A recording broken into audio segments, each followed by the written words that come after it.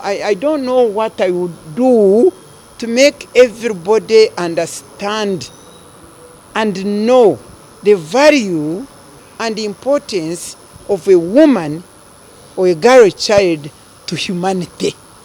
Because for sure, and the whole world knows that most of well-being and welfare of the humans depend on the work of the women. And yet these are the very people who should be invested into, who should be promoted in all areas, that they can be able to do that role of helping and supporting men in the welfare and development of our nations. It's so painful to see that such people who would be invested in so much are the ones who are abused, are the ones who are denied. They are denied rights property. They are denied the rights to participate in areas where they want to participate. They are denied rights to land. They are disinherited. They are still treated as secondary class citizens, as not full human beings in their own right. You can imagine, it is almost 40 years, Miria, with all these vibrant women, when we broke onto the public platform to challenge the whole question of gender inequality and women's disempowerment. Imagine, 40 years, and yet the battle is still like as if we have begun. The levels, the numbers of those violated, the numbers of those killed, murdered, and all that kind of thing. Remember, it involves physical, emotional, sexual. People get traumatized, all these things. And yet people seem to just take it normal. They have settled for it. You remember at one time when I led a whole huge demonstration on the Kampala road and everywhere, and called for castration of those defilers and rapists. I think if that castration had taken place, things would have been better. And you know, for me, I was calling for castration basing on the principles of the Word of God. Because the Word of God says that if any part of your body, and this was Jesus saying, if any part of your body is disturbing you and making you make crimes and sins, let it be cut off. And for me, I still call for castration, I'm telling you, up to now. In view of the high levels of this defilement, sexual abuse, let me tell you, if you really go to, we are talking of gender-based violence in general, but I'm telling you, women in this country, girls in this country are suffering. They can't get jobs. When they have qualified, they are capable. When they go to get jobs, they are asked to deliver their bodies in exchange of jobs. Those girls you see contesting, those women who contest in politics, I am telling you, what they tell me is too much. And this was not there during my time. There was normalcy. The people, human beings, were still normal. There was no corruption, no greed, no evil that has overtaken our country. And so we used to go and campaign, and the girls now would go and get jobs. Even in schools, they have to deliver their bodies in order to get marks. Even at universities, for goodness sakes. This is evil. This is evil. For me, it almost kills me. When you see me with the passion I talk, is because even ever since I rested, almost 20 years, I left office, they chased me away for standing for integrity. But I'm telling you, even this, when I leave this place, there is a woman from Uganda who is running, crying to me because the boss wanted to defile her, and when she to have sex, when she refused, they chased her from her work. You know, I mean, I don't know. There is craziness. You know, when I called for castration in Parliament, I remember Honorable Butajera saying I should go to Butabika because I should be incarcerated in Butabika because it seems my mind is out of order. But whose mind is out of order? Is it me or those who defile, or those who rape, those who ask for sex instead of giving people jobs? Women are suffering in this land, and they are suffering quietly.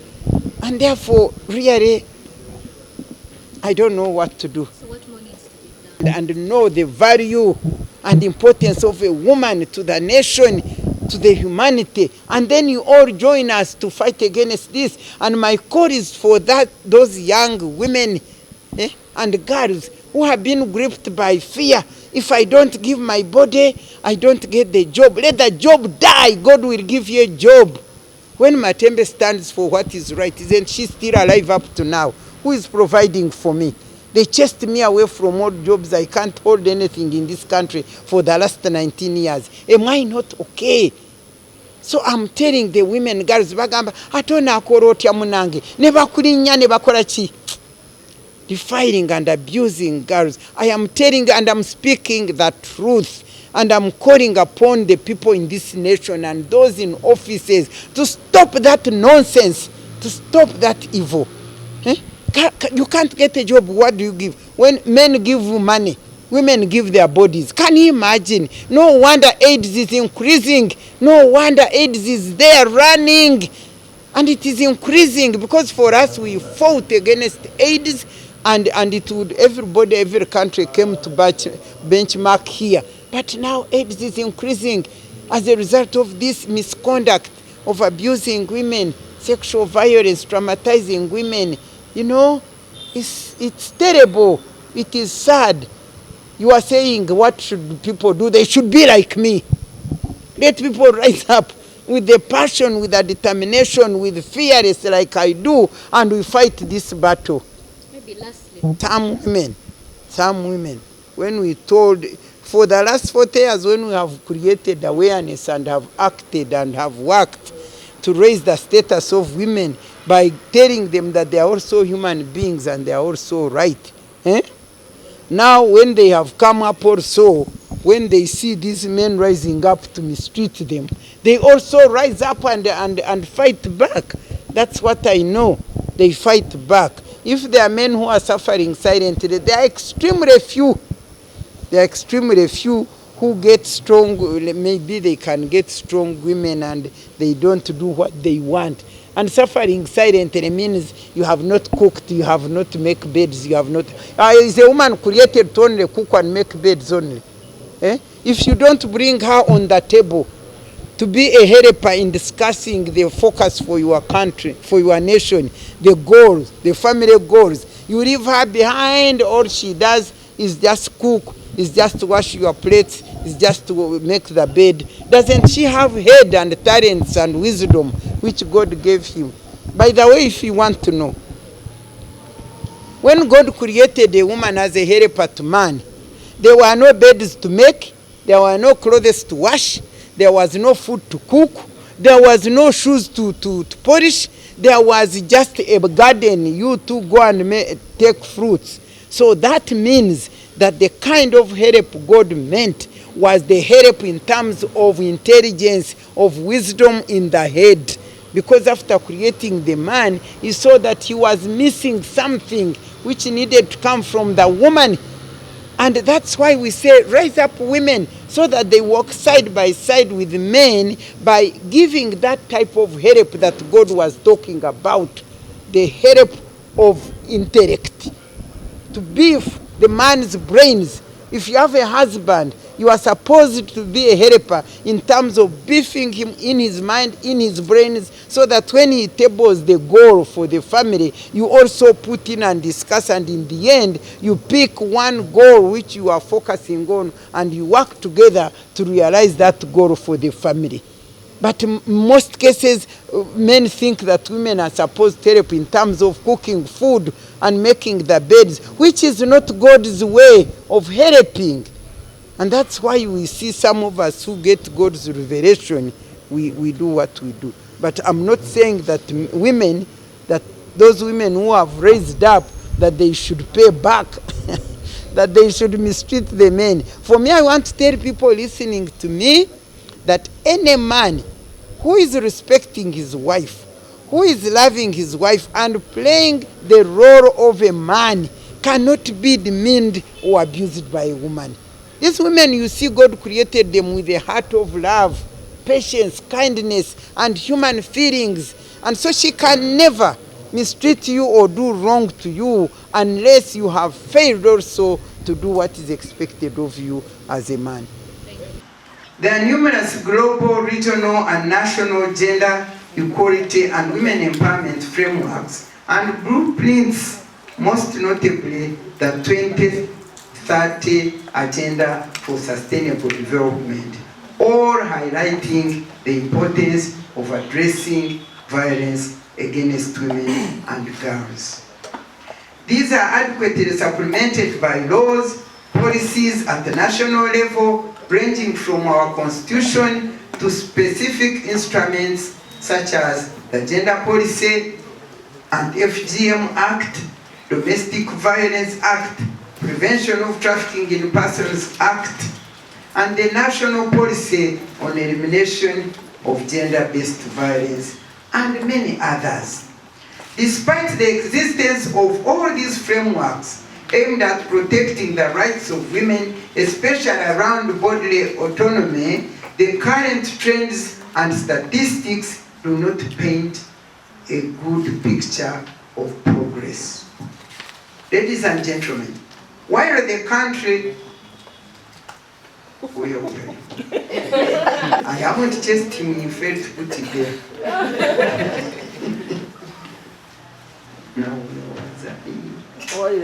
While the country witnessed a disaster of unimaginable proportions during the COVID-19 induced lockdown, with over 500,000 young girls estimated to have gotten pregnant, this disaster has not completely dissipated. Ugandans have simply become accustomed to the news of early and forced marriages, child pregnancies, defilement, rape, and other forms of violence against women. The figures produced in national reports still bring much worry. When 127 women and girls are reported to have lost their lives in a single year of 2023 due to aggravated domestic violence, over 14,840 falling victims to sexual-related crimes, 12,881 girls defiled, and over 1,560 women raped in the same year. Somebody was asking, that is, are those national or international? I'm telling you national. And some of these things, me personally, I saw. During COVID, even we had to establish a safe home by, which is this organized, Uganda. And we were not sleeping, we were fighting, getting women, to the extent that even, there was a Hajj who pregnanted, is it 2 women? Can you imagine the evil, the nonsense that goes on in this country? You know why I felt like laughing? You know, one time when I was asking myself, but God, what is all this? What has gone wrong? Fathers pregnanting daughters, what is this? You know what God reminded me, and I went and picked my Bible. He reminded me that you, these gentlemen, you our colleagues, you actually created immediately after creating animals. So, I think some kind of animalish thing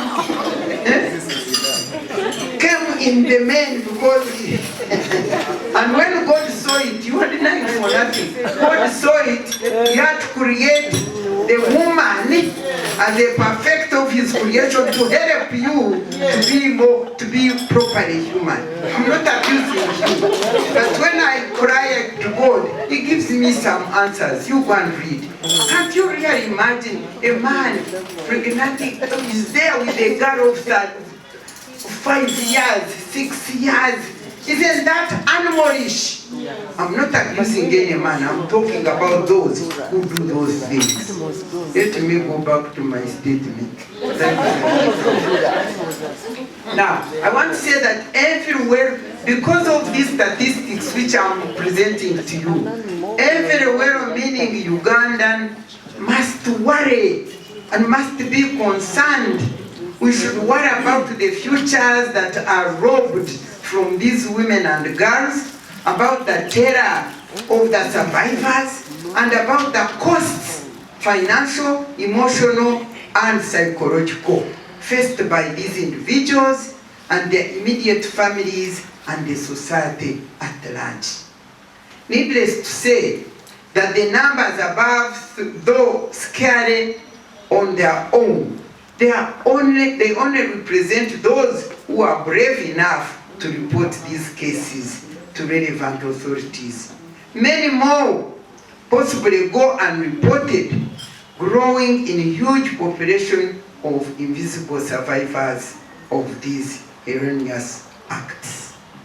You know, when I look at these things, all this reminds me of my times.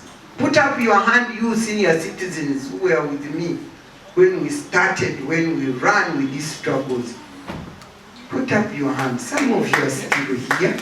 Some of you are still here. Thank you very much. Praise the Lord. I see a member of parliament here.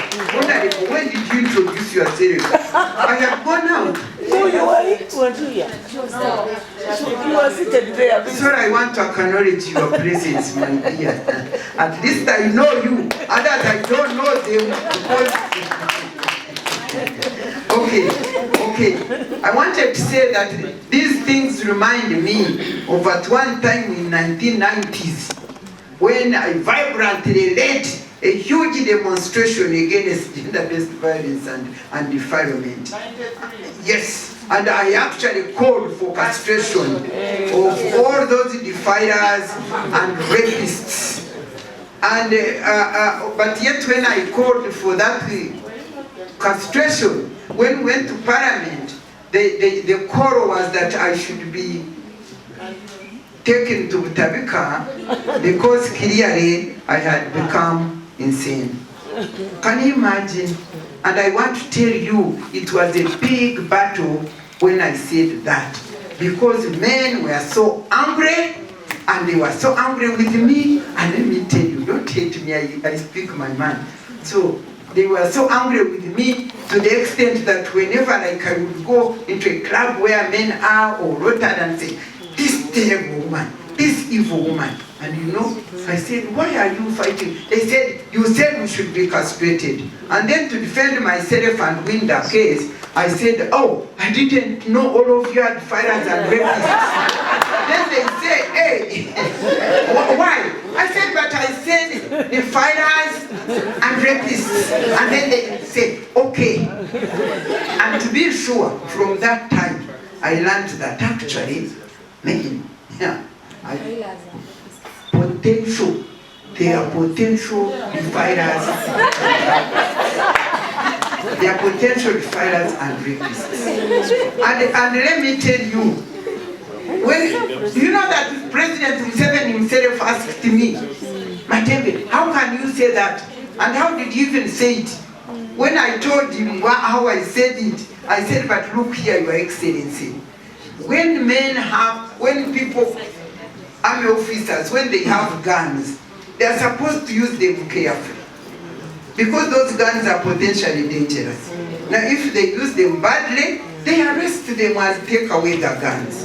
So I said, those men, defilers and rapists, are in possession of potentially dangerous instruments, which should be taken from them if they cannot use them properly.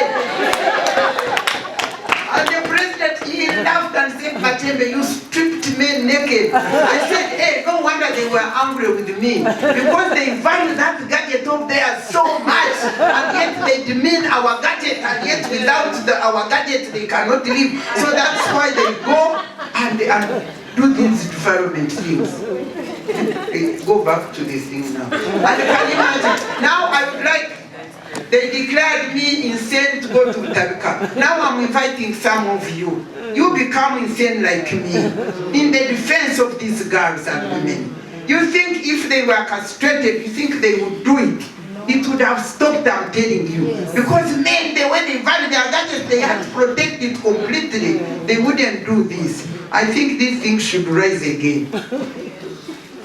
But I'm glad Ford you are still running with this cause. Okay, you all know, I think many of you know the reasons why gender-based violence persists in this country. The reasons are well known. And they include the entrenched gender stereotypes and negative social cultural norms, to continue barriers for, they are barriers for women, especially in realizing their economic rights. These have been key in limiting women's equal access to factors of production like land, property, and financial services, which in turn shapes outcomes for women in labor markets, entrepreneurship, and innovation. Also, some key weaknesses in our legal and judicial systems limit women's access to justice. This is evidenced by the huge discrepancy between the numbers of reported cases and how many end up in the court system against those that eventually secure convictions or fair and just conclusions to their cases. In the end, these weaknesses and bottlenecks are linked to the level of efforts directed at the elimination of violence against women and girls, especially the level of financing by government. We continue to witness underinvestment in the field of mindset change, yet it's one of the 20 programs of the National Development Plan. The justice, law, and order sector also remains largely unresourced to effectively investigate, prosecute, and deliver justice for women and girls that have fallen prey to gender-based violence. Now, in the first report, the previous version of this study highlighted the fact that interventions aimed at addressing violence against women and girls and harmful practices are largely deprioritized and largely depend on external financing. At the national level, violence against women interventions are mainstreamed under gender units within different sectors of MDAs. At the local level governments, these interventions are mainly mainstreamed under the community-based service departments, which indirectly address issues of violence and harmful practices. Since activities are integrated in broader MDA LG's project and program, it is difficult to adequately allocate and ascertain the actual amounts spent on prevention of gender violence. It is just packed into there, and they get all this. That's how they ended up making our Ministry of Gender. Imagine, gender, labor, what, just they dump anything. They just dump it when it comes to men. They do dumping.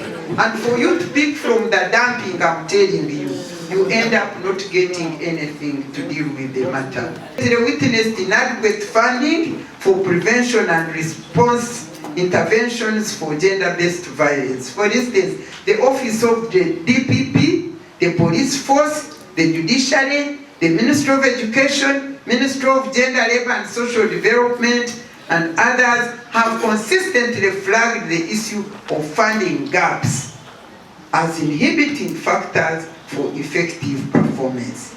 This is confirmed by the findings of this study, which we are going to launch today, showing, for example, that just below 5% of the budgets of the Ministry of Gender and the other, which the study analyzed, MDAs is allocated just below 5% allocated to fight against gender-based violence.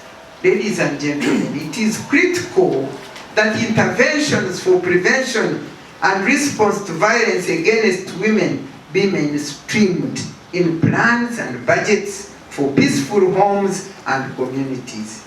We must take concrete actions, including the establishment of specified budget ceilings and codes to track all resources and expenses for gender-based violence in government work plans. We must, they intentionally focus in terms of budgeting, intentionally focus on these issues and matters that will deal with the evil of gender-based violence.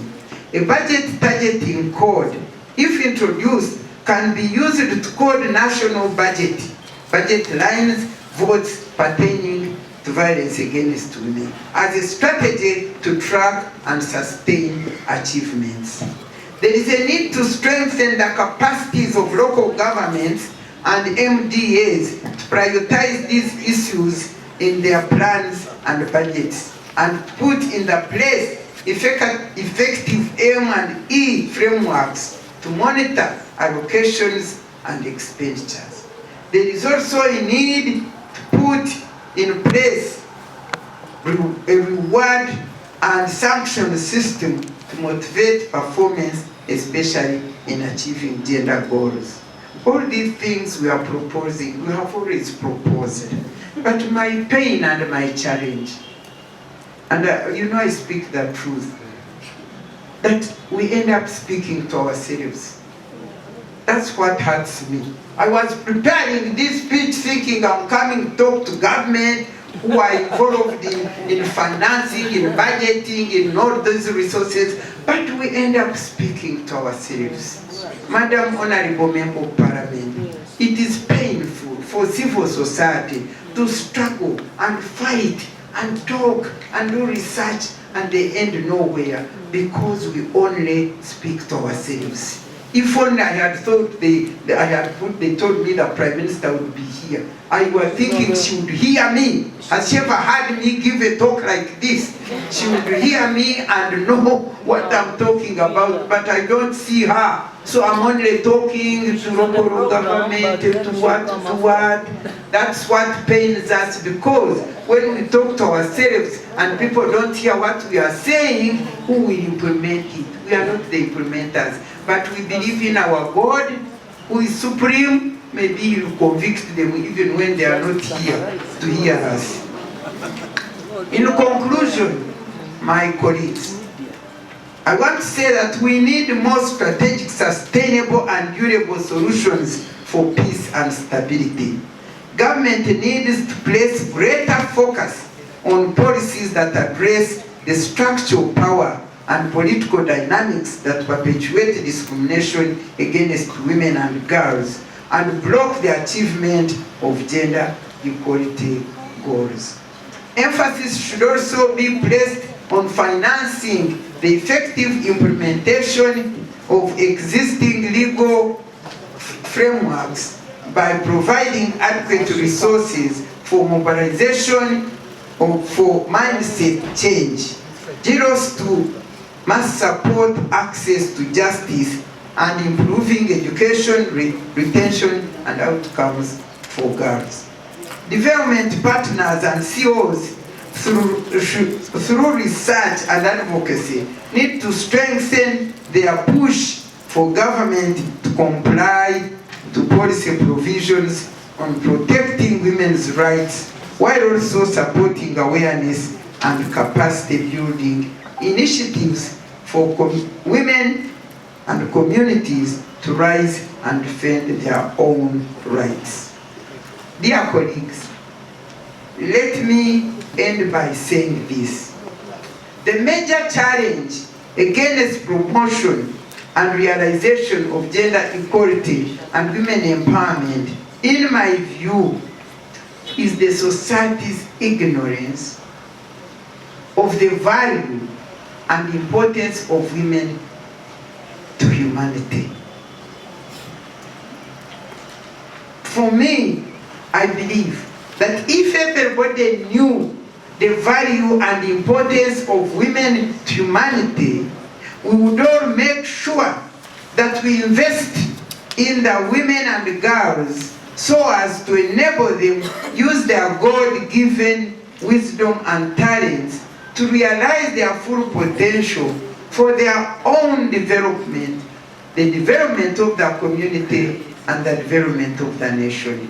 What hurts me is that I really think if every person knew and appreciated the value of women and the importance of these women to humanity. Without women, where is humanity? I wish everybody could perceive it and understand it the way who struggle do perceive it.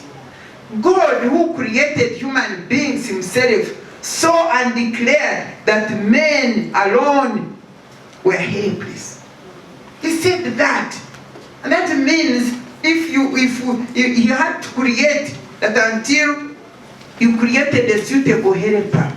So until we realize that as long as women are denied the equal opportunities to utilize their talents, to utilize their wisdom, to realize their potential, so that when they realize it, they strengthen, they empower institutions, and these men would lean on us to run with our nation. Until we realize that, I'm telling you, and so be able to give equal opportunities for women to excel, to be effective helpers to men, the helpless men can never on their own develop our nation ahead. My call to all of us is to wake up and get to know the value and importance of women to humanity, and help them to break through all these barriers that constrain them, especially the barrier of gender-based violence. Thank you so much for your kind attention.